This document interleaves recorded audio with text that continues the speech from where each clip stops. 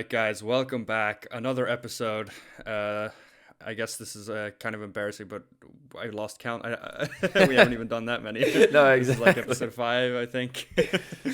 We're already such weathered, experienced, veteran podcasters that we don't even know anymore. That's Yeah, what I I'm going to be guess telling uh, people. I guess we're just comfortable now, lad. This is We have what it's more like. episodes than we can count. On one hand, that is. Almost. But yeah, man, that's we don't have too many new like groundbreaking news for today. But how have you been, Lottie? How have you been? I've been good. I've been busy in school. I had a lot of yeah, just stuff to do at school and on the hunt for a job for the summer. So Right, yeah, so I've right, been right. busy with that. But yeah, just looking forward to this as always. Just getting, Yeah, this is like a relaxing time of the week for me. Like yeah, you have a lot of stuff during the day, and then this is the time that you actually get to relax. So it's good to be back. How about you, lad? yeah, yeah. I mean, I've even though this is very relaxing, I've not been too busy actually. I've been pretty chill, taking nice walks. People have seen on the stories on the ice here. The lake is completely frozen. Had a few cigars, had a Trinidad Coloniales yesterday, so as of recording this, which was absolutely fantastic. And yeah, but like you said, still looking forward to this very much. I mean, it's nice in the beginning of the week. We record these on like Mondays or Tuesdays. So it's just a nice day where nothing, I mean, those are the worst days of the week, in my opinion, like Monday, Tuesday. It's just like getting the week started and there's nothing really happening. So just, relaxing with a drink Yeah. and recording a podcast is fantastic. And speaking of drinks, lad, like, oh no, actually no, let's do our one piece of news. I forgot about it almost. You want to say what it Yeah, is, we lad? only had one, but but yeah, the new piece of news for the Stogie lads is that we did an interview with All Things Cigars. They contacted us Mm-hmm. and wanted to do like a behind the Instagram profile. I don't know if you guys have seen any of their interviews, but yeah, so they mailed us a bunch of questions, and yeah, we took the time to answer them. There were a Yeah. lot, actually. I think Yeah. we answered like a couple of 15, 20 questions, yeah, exactly. something like I was gonna that. say a couple of pages Yeah, worth they're a of great, text. great account on Instagram. I think, I mean, the people we talked to on Discord and stuff, most of them already follow them. They were the one of the companies other than Tabaquero that we are partnered with, like Exactly. officially. But All Things Cigars was one of the companies that sponsored our giveaway. So for you guys that have followed us for a long time, back in October we did a pretty big giveaway, a box of cigars and a humidor with another selection of great Cuban cigars. It was a pretty big one, and All Things Cigars were one of the great kind lads that joined us and sponsored with an entire box of Oyo de Monterrey Epicure number ones, which was extremely kind.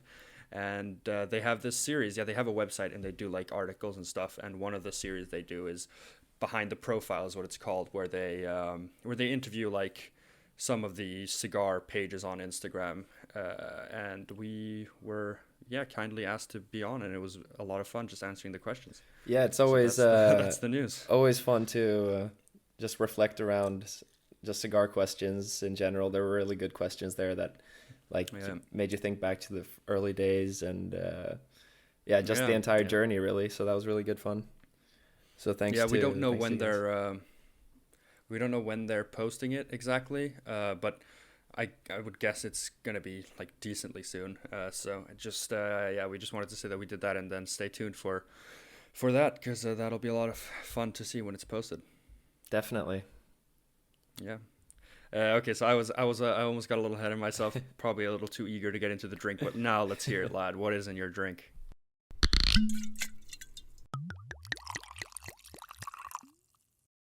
In your glass. What is in your glass? God damn it, I'm choking today. Yeah, you must have something really special in your glass, lad, since you're so excited to. I'm gonna get Anyway, bullied for this that I've had too much whiskey. yeah. So anyway, I posted on Friday uh, to the Discord server just a little good weekend Oh yeah, cheers, yeah, yeah, and yeah. that picture was of a whiskey sour. So I brought it back today, and Oof. yeah, just really mixed these the entire weekend actually. So I'm still on Good this lad. train. Just had to take a sip there, and but also just it's not the absolute classic whiskey sour. I did a little experimenting with the syrup, and when I made the syrup, I kind of just let the sugar burn first before adding any water, so it just has this kind of nice caramel flavor to it. So it's kind of like when you make this Christmas candy when you burn the sugar, and then slowly add water, and just it gets this really like just brown caramel color as well, not like the simple syrup transparent one. So I think that's a really nice touch to this drink actually.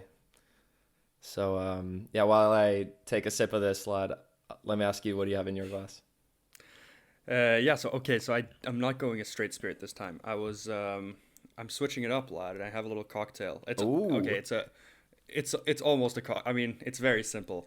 It's almost like a classic Jack and Coke, but not really. So I'm using the the last of my Four Roses bourbon. I don't know if anyone like pays attention enough, but I posted that I bought a bottle a few weeks ago now, and then like at the Super Bowl party that I went to, it wasn't really a party, like it was with a few friends. I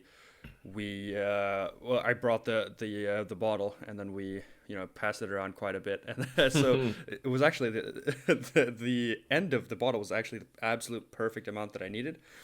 So I bought this, and I think you saw it, lad. It was this tiny bottle of this thing called Fentiman's Curiosity Cola. Yeah. So it's basically a cola, but it's brewed, so it's botanically brewed, so it's like a craft soda, if you will. Where it's not like artificial flavors that are infused in a lab in the same way. Like it's brewed with like real cinnamon. It's brewed with ginger, I believe, like these real spices. So you can taste that it's almost like a tea soda in a way. Like the flavors are very, very pronounced, and it's not like sickly sweet like normal soda. So I mixed that with the Four Roses, and then bunch of ice and 2 orange slices. So very nice. A little bourbon and cola, but a little bit more craft. A nice bourbon and a very nice cola. Yeah, I really like how you've put a lot of thought into the mixer there, because it's so easy to just like blend it with just a random soda, but it makes it so much.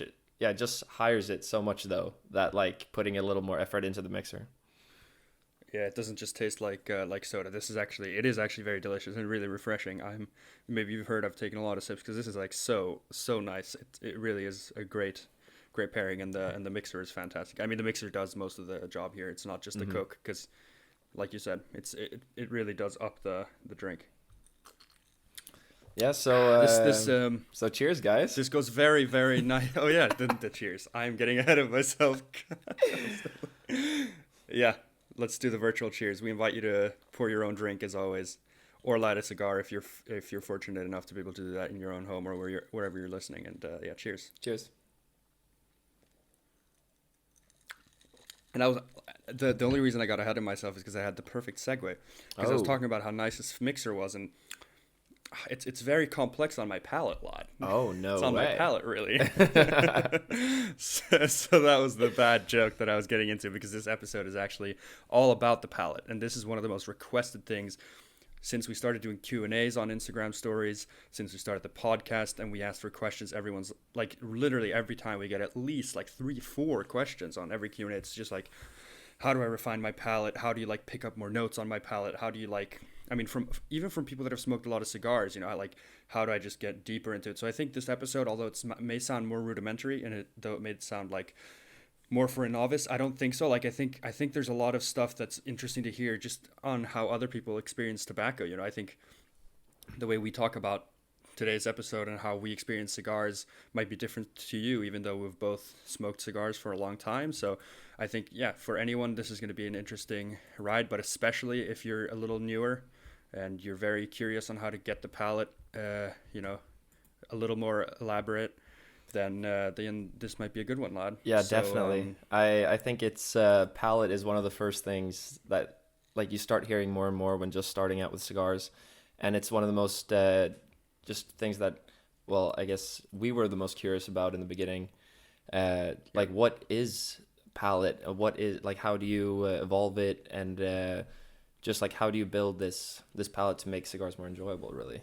So it's really a big, definitely to part of the whole experience of cigars. So it's definitely something that's worth talking about. Yeah, for sure. I mean, I remember like when I was a kid, my first like experience with anything similar was like when I was a kid and my parents or like my parents' friends or whatever at dinners would talk about like notes in wine, and I was always so extremely intrigued by it. Really, like even as a kid, like not really thinking about wine as an alcohol or whatever, like more just because you see them drinking the same drink, like it's always the red wine in the glass, but it's different wines, and they talk about, oh, wow, it's deep chocolate or deep oak or whatever, like all these notes, and I'm like, how the hell are, I mean, I'm like drinking my juices or whatever, and they all taste the same.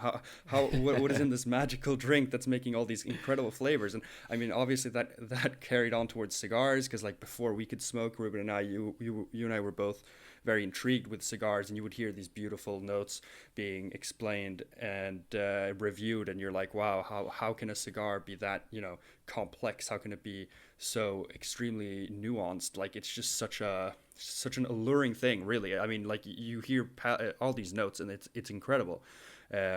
So that's my first experience with that, and how I really got so intrigued by it, and really why cigars were also a very, very intriguing thing.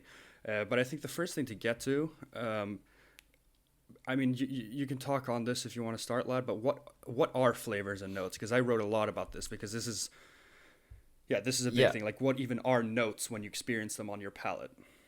Yeah, exactly. This is something that I can let you dive into a bit more, but just generally explaining it, like flavors and notes, it's something that's just like subtly there in cigars. It's not something you necessarily like that just fills the entire cigar. It's like what probably you're gonna get into, lad. I'm gonna let you get into that, because you really had some good thoughts on this. But just that a cigar is a natural product. It's not. It's made like we've discussed before. It's entirely made of tobacco leaves.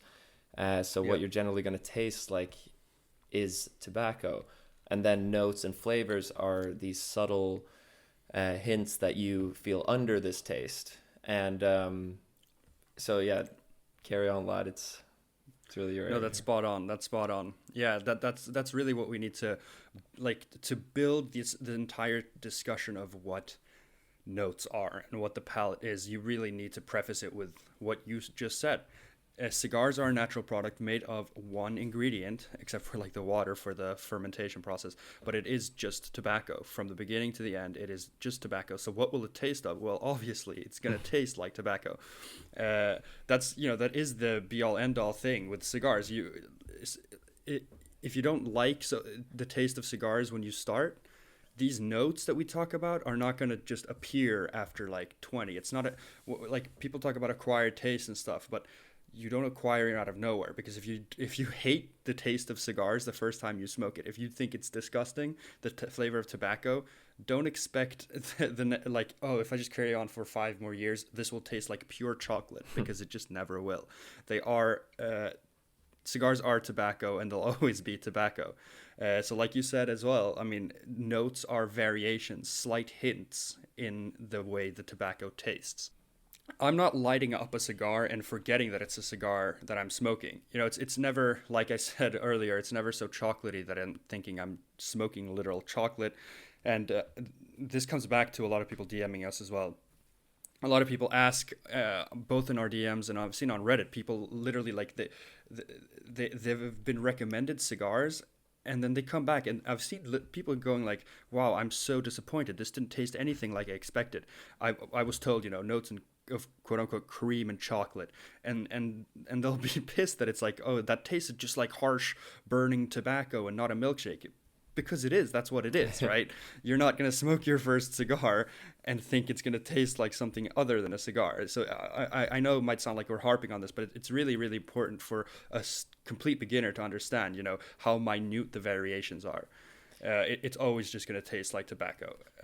Yeah. So yeah, lad, how do you start to pick up on? Yeah, go ahead. Well, I was just going to say that in the beginning, for sure, it's going to taste like just tobacco, and it's like that sensation is gonna grow on you. So like the first time you smoke a cigar, you don't really have any reference point at all. That's the entire thing like about a palate, is it's a reference point. It's like it's a map of your own taste, and that's an important part as well. It's your own palate. Like you're a unique person, and you're gonna have experience notes in different ways. So really, it's just going to be about, yeah, you mind mapping the notes that you feel in different cigars, and yeah, and really just building upon experience. Because, like we said, that first smoke is going to be just tobacco, pretty much. But as you Mm-hmm. smoke more and more, smoke different types of cigars and everything, we're going to get into that a bit more later. But yeah, the point is that your palate will grow with experience. And Mm-hmm. yeah, but just okay. So let's say, how do we even pick up on these notes? Um, and I'm just gonna start off with a little thought of mine when I just started out was was that when just first of all just picking out a cigar that you're gonna smoke, you really want to know what it is you're buying. Like if it's a light to medium bodied, if it's more medium to full bodied, if what leaf it is, just all information you can get about the cigar. You really want to just try to remember before smoking it, and when lighting it up and taking your first puffs and so, just start to, yeah, just trace what it is what you're sensing. Just simple things like, is it a bit woody? Is it a bit nutty? Just, yeah, just simple things in the beginning, and try to put those notes down on like a journal or something. Yeah. So Perfect. that's one of the beginner things that I think was also a very fun thing to do in the beginning, just to like, Mm-hmm. yeah, just jot down what cigar you've smoked and what notes you've sensed, and just start small, really. Yeah, it's exciting when you get that like either you get a like a tasty note or just something that you feel like you can recognize. It's just a very exciting process when you're starting out. Definitely. Yeah, it is all about comparisons, like you said. Spot on. Like we said, every cigar tastes like tobacco, but compared to other cigars, it'll taste more of tobacco and X, more like tobacco and chocolate notes, more like tobacco and creamy notes. It's like and I'll bring it back to the wine. Wine will always, the first time you ever sip wine, it'll taste like alcohol and grapes, and the first time you sip whiskey, it'll taste like grains and alcohol. Sorry, alcohol and grapes for the wine. Like it's when you try the different types within that family of products, it's when you start detecting differences. It's when you try the different strains, the different seeds of tobacco, the different Hmm. shades of wrappers. That's when you start really tasting a difference. Because I think even if you take like the lightest, creamiest Connecticut cigar for a beginner, it'll still just taste like burnt tobacco because it's what it is, right? But then if you give that person a much harsher, more powerful cigar, then they'll go and think, oh my god, yeah, the first one I had was so much lighter, so much creamier. They're both burnt tobacco, sure, but the first one I had was light beyond belief compared to this other one. So that's really, I mean, it is all about reference points. That's what you said. Hmm. And the differences in the cigars that you try will really set everything in perspective. So, like you said, you talked about the journal, which is spot on. I'll build onto that and say that the best way to fill out that journal and to get yourself more experience is just to try absolutely everything. And really, like when I say everything, I say countries, I say vitolas, I say shades, I say strains, literally as much as you can. If you're lucky enough, like us, to live in Europe, you can have everything. But if you're in the U.S., okay, Cuba's just one country. You can still live without it. But some people, I think, get into cigars and then they find something that they like initially, and they think that's like my sort of area to stick within, and then they'll kind of get stuck there and not really try too much, and then they'll not realize how much they're missing out on, not just experience wise or like how nice some other cigars can be, but also just notes. Like if you just smoke Connecticut cigars from the Dominican Republic, sure, you can get some variation, but in general, you're not going to get a lot of those notes that you can get in some other places.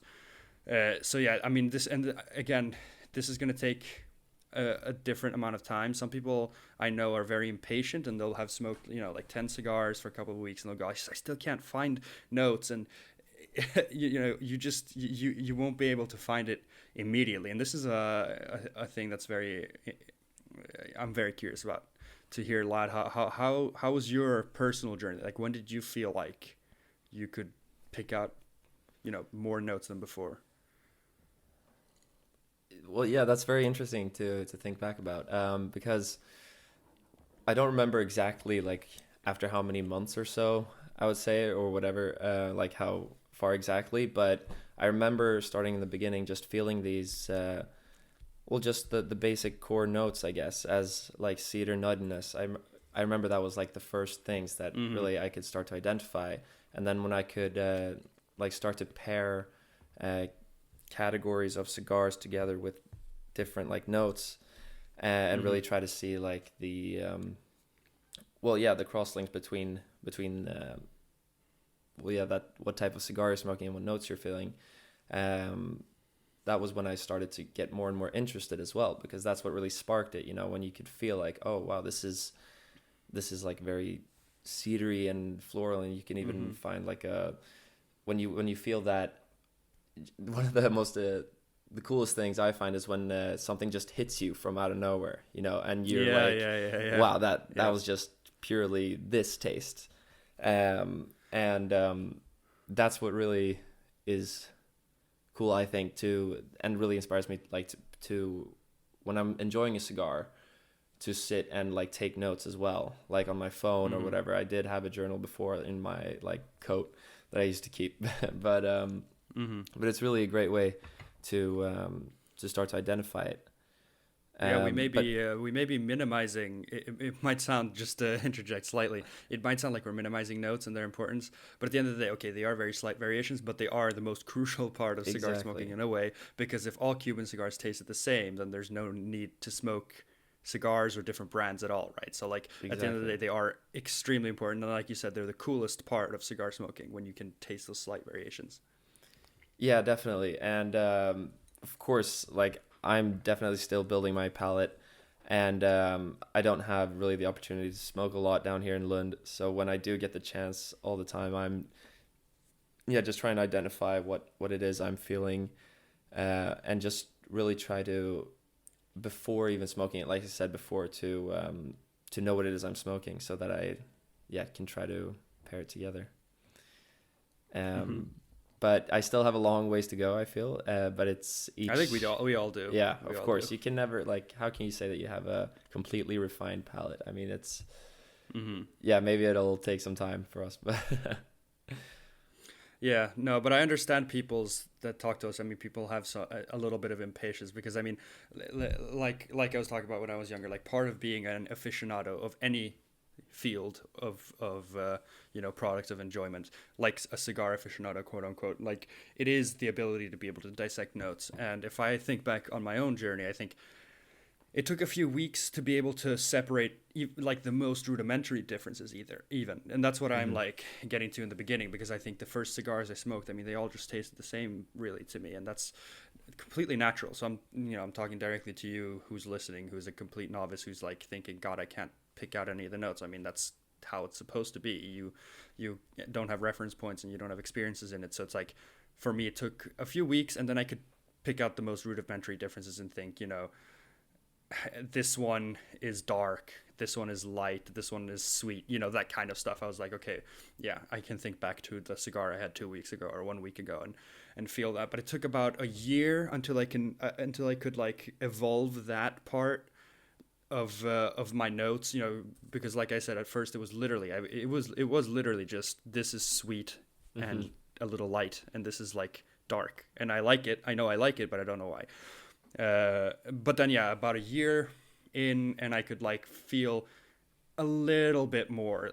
I mean, I'm not talking about German chocolate cake. I'm not talking about russet potato baked potato skins. Like some crazy people online are talking about. I'm talking about like, okay, this sweetness is a little more chocolatey, basically. And then like in these last like 2 years, maybe that's really when like I feel like I've attuned my palate. But like Ruben said, I mean, still a long way to go from here. I think feel like I can pick out a lot of notes with accuracy. Like I do sometimes uh, smoke a cigar and then I Google afterwards to see some reviews and just see, because like I talk about in my YouTube videos that I don't ever read reviews before, and I do hmm always stick to that just for my own experience, because I feel like it taints my own experience when I have an expectation of what is supposed to be in that cigar.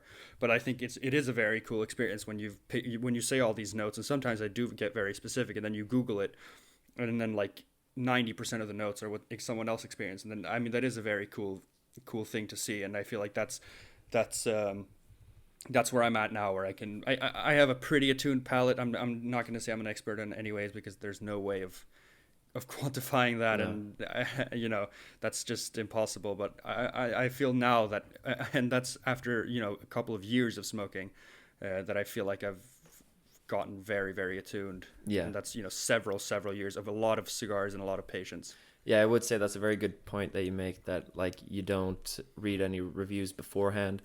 And I think that's something very important to say to like all of you listening as well, starting out with it, that it is very important to like, or just for yourself as well, to be able to build your own palate and not just read before what it is you're tasting. Yeah. Because then, you'll obviously, the brain works in that way, that you'll definitely be thinking about those notes during the smoke. To avoid. So yeah, exactly. So really a good point for just evolving your palate is to not read. But do read after. Before. I do want to highlight that, because it's good to check in and see what kind of things you could be expecting from that cigar. I mean, don't avoid reviews at all, but like in all ways, but do read them after, but don't read them before, basically, is a good tip for anyone starting out. Absolutely. Another point I wanted to bring up with the palate is another great way to just like try it out is and building it is combining your cigars with drinks and just Absolutely. Just testing a bunch of different cigars with a bunch of different drinks. Find what matches like each other.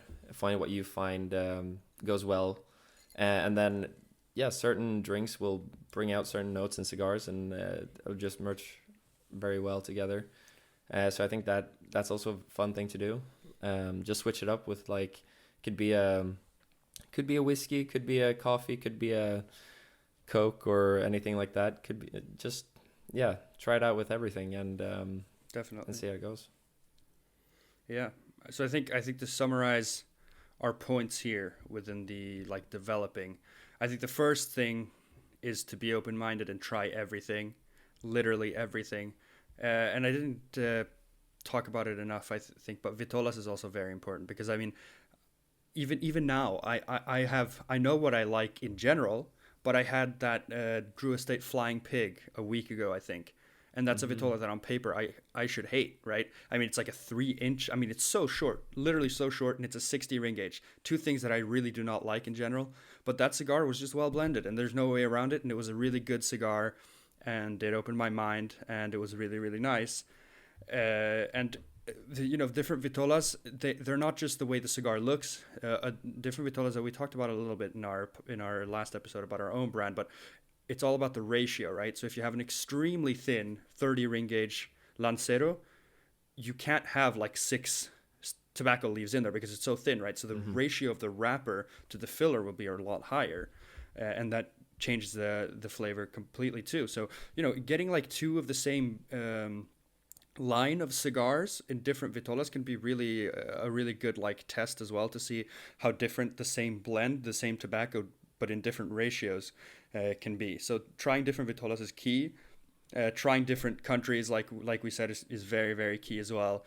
Just like the trade, I mean, if it is so much more important than people think coming into cigars as well. Like if you just objectively smoke Nicaraguan sun-grown Esteli tobacco, which is just a punch in the face, so strong, and then you have like a Connecticut Dominican cigar, it's just a night and day, really. And then your journal thing, lad, you can summarize that as well. Absolutely. Just to, before even picking up a cigar, asking in the store what it is you're buying, just really getting all the information beforehand to prepare you for the smoke, and because that way you can enjoy it more. Like you can, it's more interesting to jot down like what notes you feel, and just start small. Really, just start putting down what you like, and always put like the cigar name and just overall if you liked it even, and then when you try it again, maybe you like it the next time in 6 months, and it's really interesting also to like see the differences. Also, if you have multiple cigars that you're storing in your humidor that have some have aged longer than others, can also be very Mm-hmm. interesting to see like what differences you feel in the one that you smoked 6 months ago.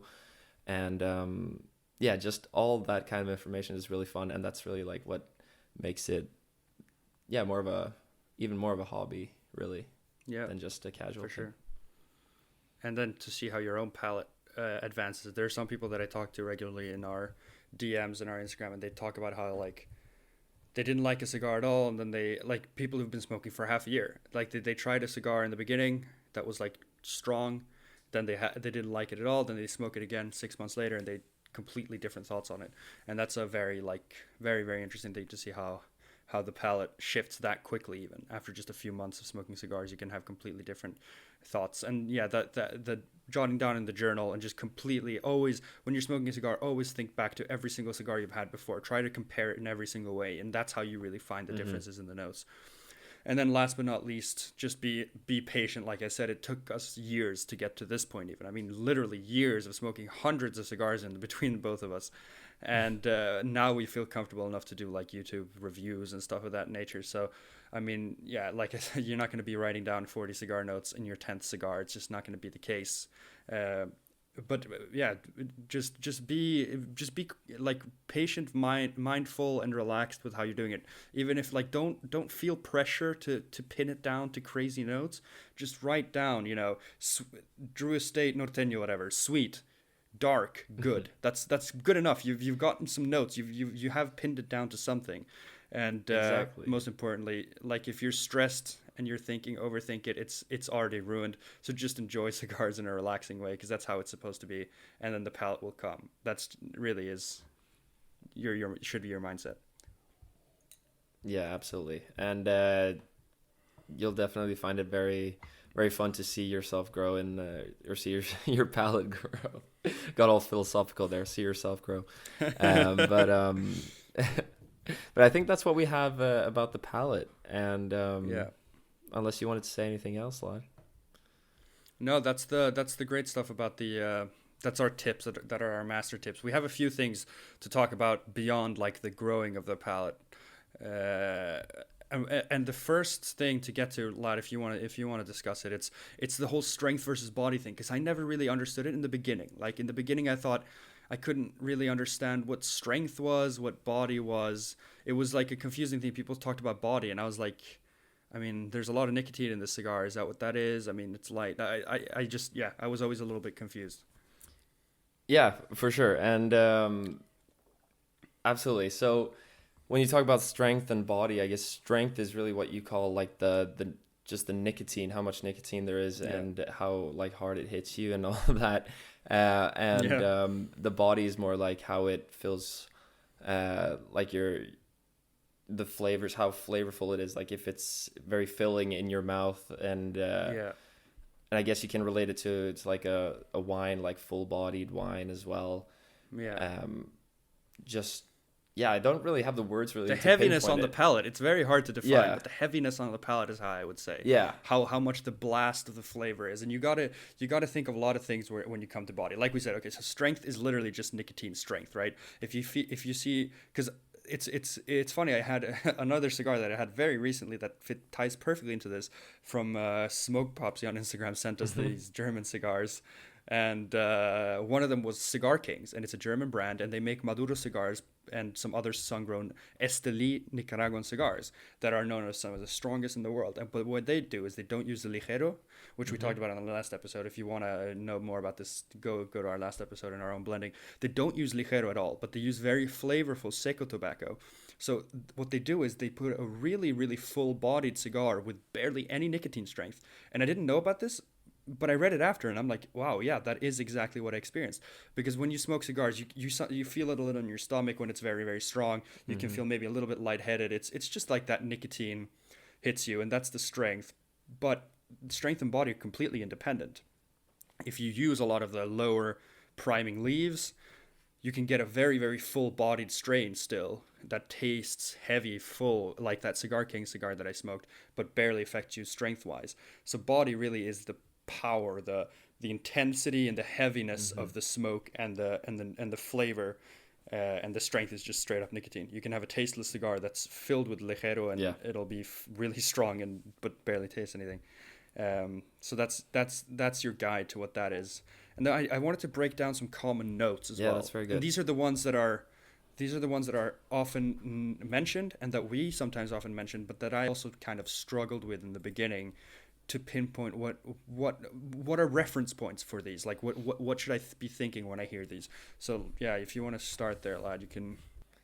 Yeah, so some common notes that you'll feel starting off is a very common one, floral notes, which is sort of this just like perfumey, flowery sense that you're just like, well, yeah, walking through a garden and just picking up these these scents from. Yeah, I really don't know how to pinpoint it really exactly. It is tough, yeah, with the notes, but it is very, very hard to say, because when you it is, like we said, it is a connection, right? It's a taste that takes you back to the last time you experienced it. So another one that I'll write sometimes and that I've read, because like you said, floral, it sounds pretty ambiguous, right? But it is just the general sort of flowery-ish thing. And then baker's spices is another one that I'll say, and I don't even know what baker's spices are, like baking spices. Like, what is that? But when I think of it, I think of like just the general sort of aroma in like a bakery or a cafe, and it's sort of like a mix of cinnamon, nutmeg, all these things. If you think what a baked good is, like that flavor, smell, that's what you get brought to.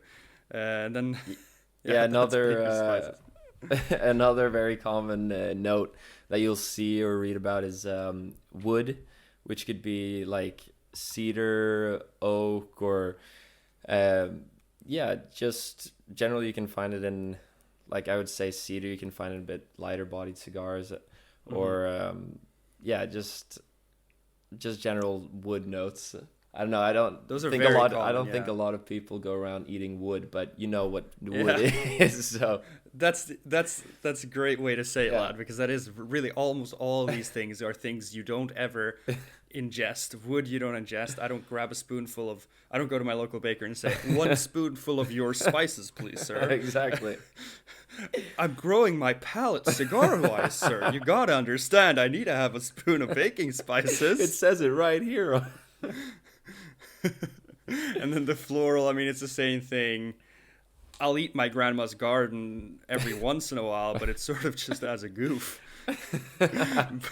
but all these things, honestly, you don't ingest them, right? I mean, you don't actually.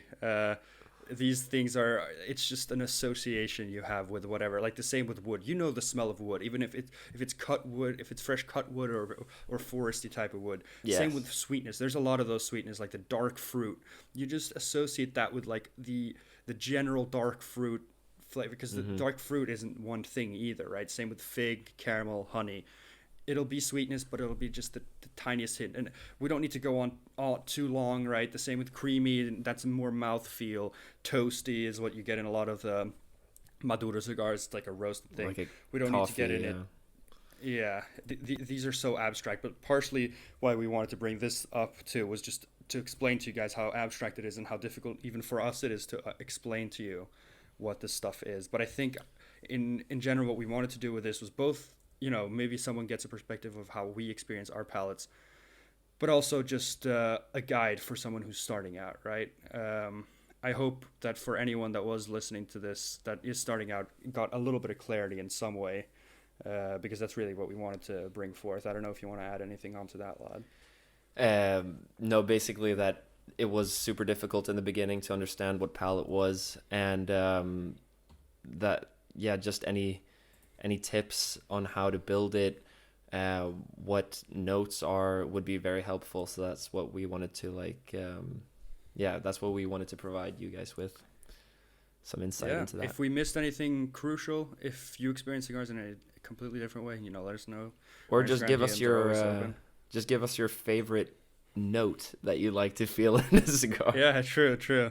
I mean, tell us if I'm the only one that takes a bite out of my grandma's rose bush. then so be it, right? No, but do tell us what notes have you guys experienced that are very unique. I will say that too. Sometimes I get really crazy unique ones.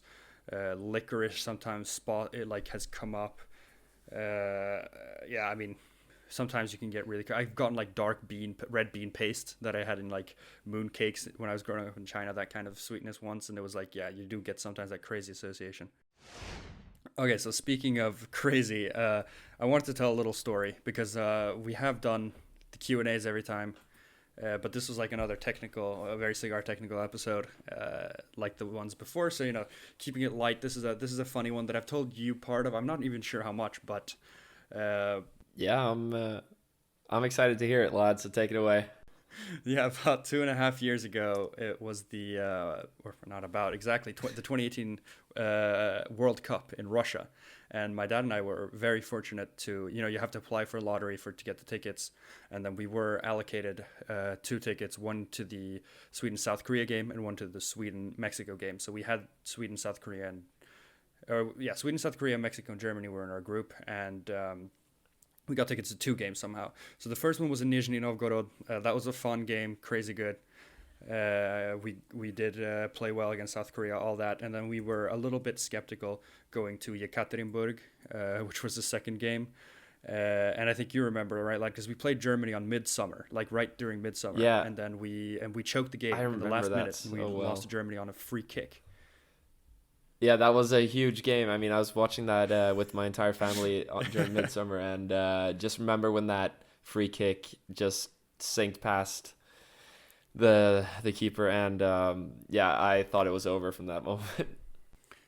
Yeah, it was tough because and we were like we already have a ticket to the Mexico game. Of course we're gonna go, but like, are we gonna get through this group? I mean, probably not, right?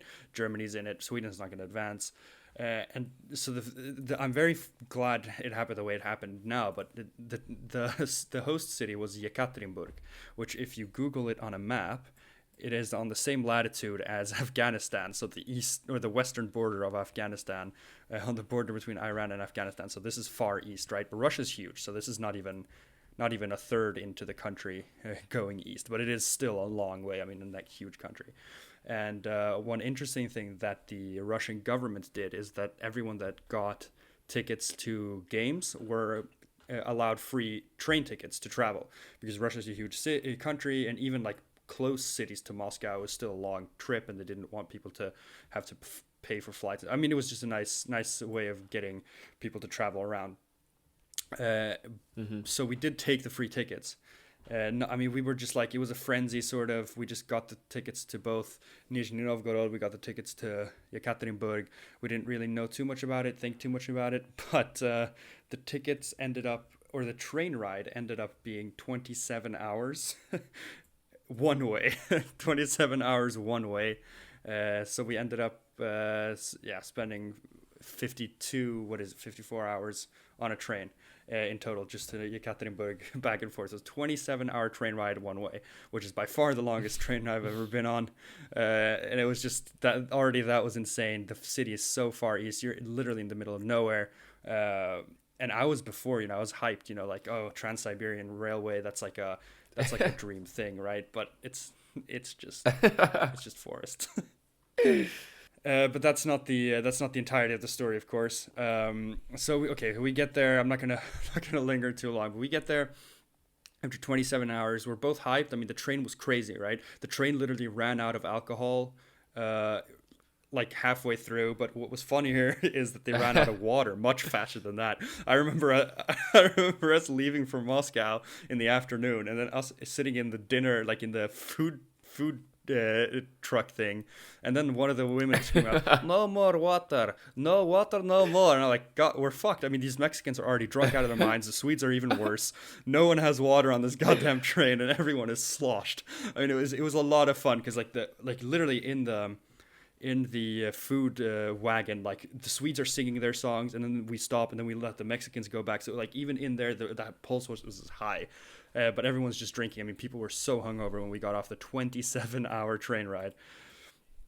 But then we have the game, and the stadium is like you cross the border into Asia, like on the walk from like the city center to the stadium, which was very cool. And I don't know if you guys are football fans, you guys might remember from the World Cup, but there was one stadium that had like Mm-hmm. bleachers that had the seating outside of the arena. If you remember that, do you remember that?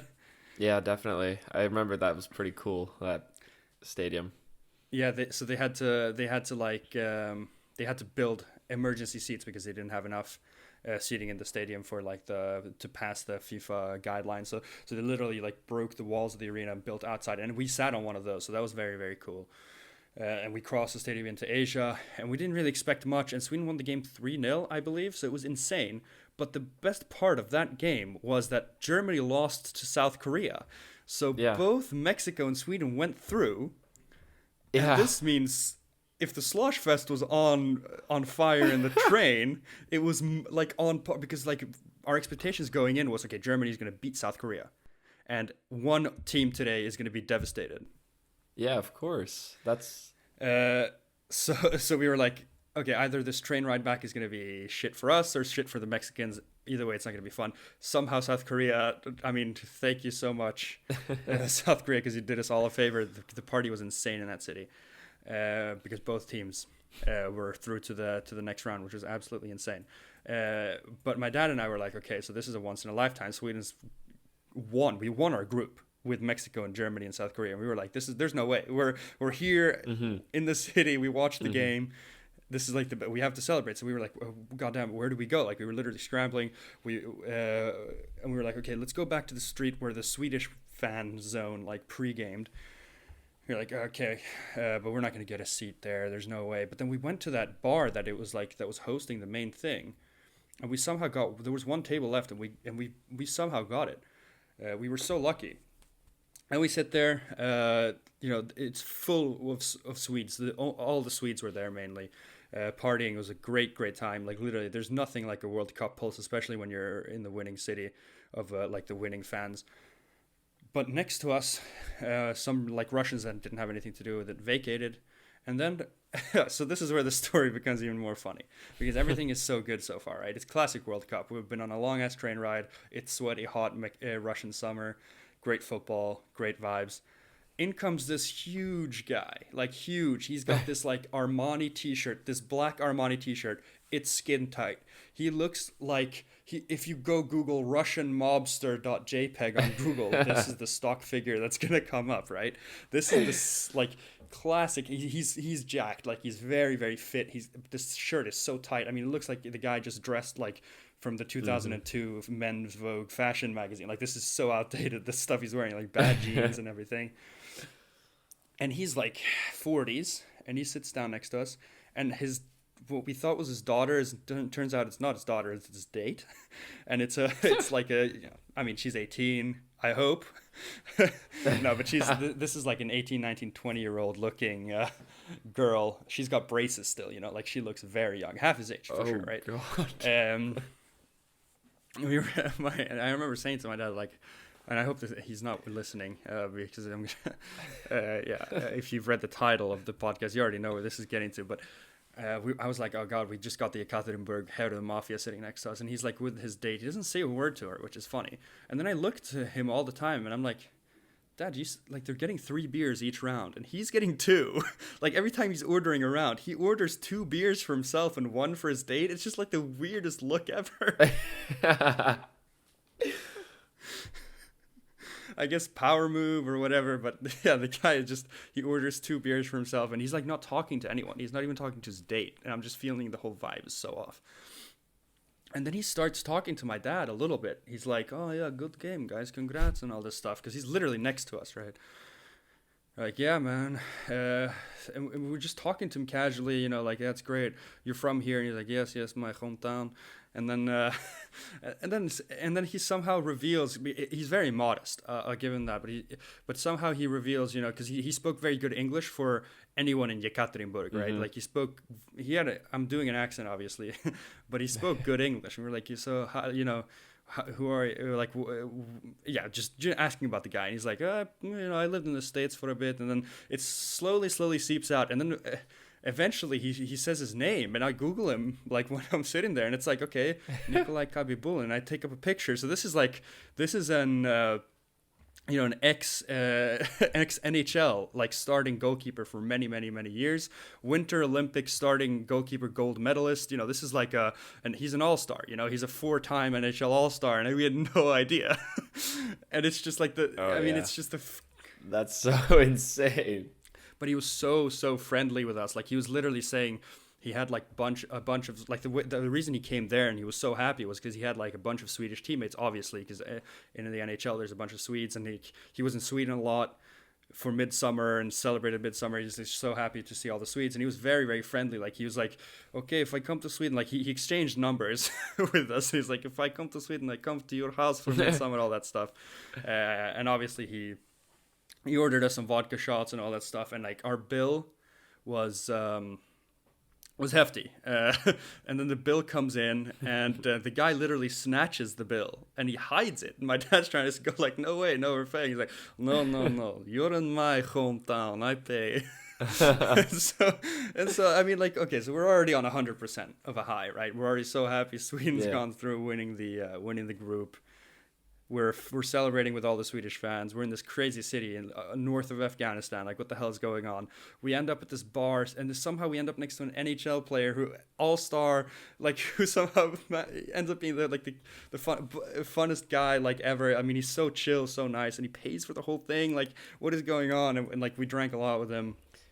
And it was just, so much fun. But the funniest thing, I think, of all, just to end the story, is he didn't end up saying a single word to the woman he was with. And I just thought the whole time, what a poor girl. She obviously didn't speak a word of English, because she had that hollow look whenever she looked at us, like she didn't understand a word we were saying.